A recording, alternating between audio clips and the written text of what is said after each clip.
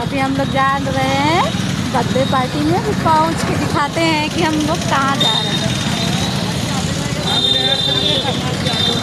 अब रिलेशन में जाया जाता है तो हम लोग क्या सब लोग ही गिफ्ट के अलावा कुछ और भी लेके जाया जाता है। देखिए हम लोग दुकान पर पहुँच चुके हैं, अब यहाँ से कुछ लेंगे और फिर चल देंगे। फाइनली हम पहुँच गए हैं अपनी देवरानी के मायके।